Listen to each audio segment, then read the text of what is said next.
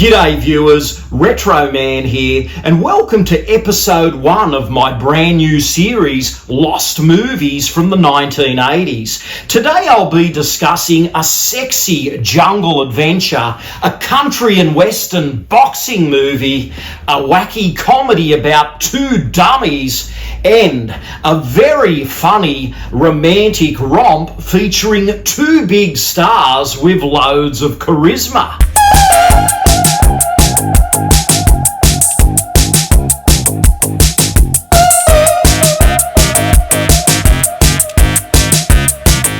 Tarzan the Ape Man 1981 is one of the strangest Tarzan movies that you'll ever see. In fact, it's the second Tarzan the Ape Man remake, and we have Miles O'Keefe as Tarzan in this film. And this was Miles's film debut, and Jane in this one was played by Bo Derek. Now, Bo had just come off the bat of that big Blake Edwards comedy 10, which she appeared in opposite Dudley Moore, and that was a big blockbuster. So Bo Derek moving into this Tarzan film had some real heat.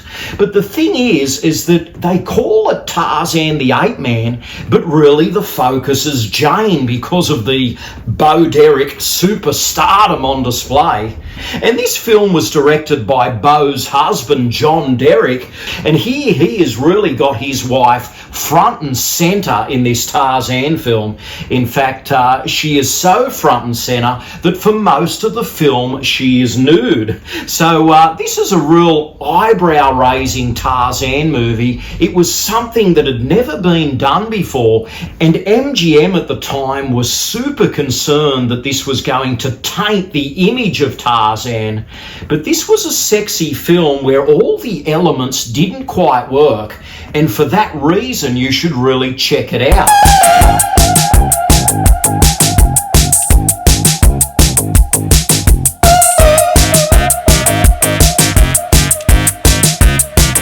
Throughout the 1980s, Dennis Quaid did so many movies. I mean, some of them are odd and lesser known, and Tough Enough from 1983 is one of those films.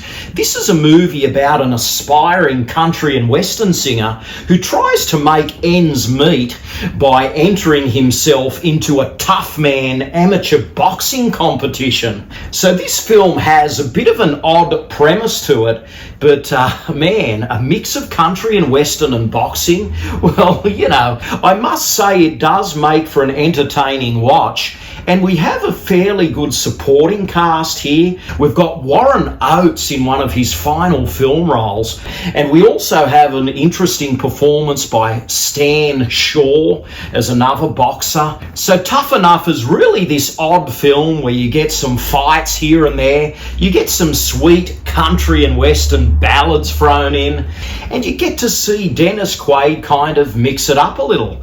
And it's definitely worth seeking out. So Tough Enough from 83. Man, it's odd, but kind of interesting.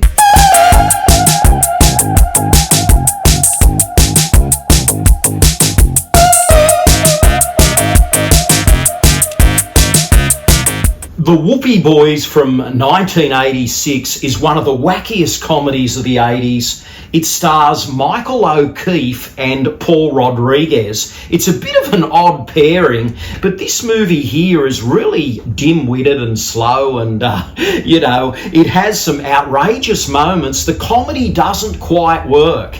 It really is wacky, wacky, wacky. And, you know, some people might like it, and others will go, this is one of the stupidest movies ever. It's kind of like a precursor to Dumb and Dumber. It made no money at the box office, but what they were trying to do was turn this into a little bit of a comedy series. So when they cast Michael O'Keefe and Paul Rodriguez, they were trying to get two guys that they were hoping would become the Abbott and Costello of the 80s.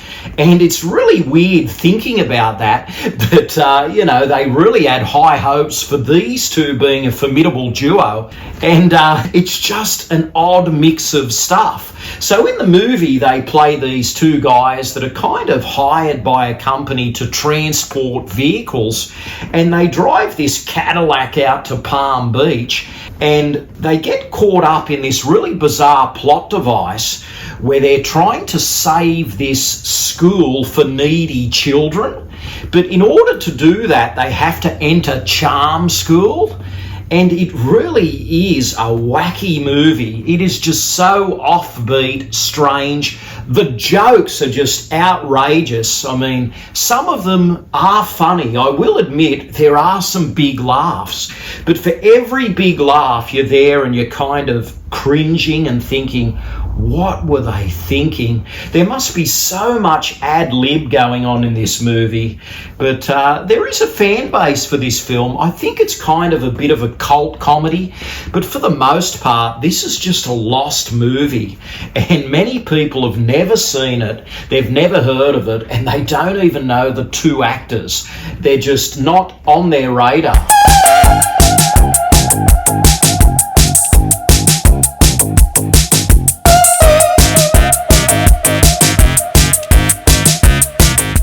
Blind Date from 1987 is this screwball romantic comedy starring Bruce Willis and Kim Basinger. Now, it's a great pairing, really, but many people haven't seen this film. Bruce Willis at the time was really riding high from Moonlighting, so this movie is kind of the perfect vehicle for him. It's a comedy, and he gets to, flip out at times. It really shows all of Bruce Willis's charisma on display in this film, and Kim Basinger really takes it to town as well.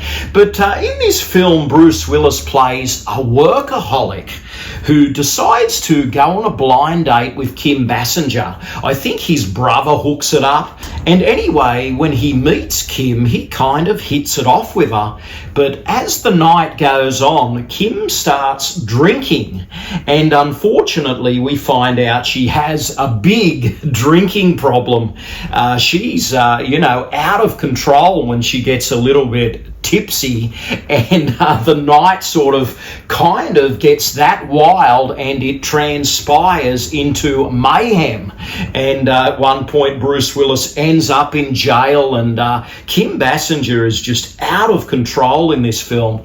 But Kim Basinger has a form of flame that pops up throughout, and he's played by John Larroquette. Do you remember that guy? He's a really crazy comedian, and he has some wild moments in this film. He has a handful of really wacky confrontations with Bruce Willis that sends the comedy, out of control, really into over-the-top stuff. But Kim and Bruce really are a delight in this. This is a Blake Edwards comedy. But Bruce Willis really should have done more comedies. And I think Blind Date is a testament to Bruce's comedy skills. And he plays a great part in this, as does Kim. So Blind Date is worth checking out. Thanks for watching. Retro Man will return faster than a boomerang. But in the meantime, please check out these other episodes.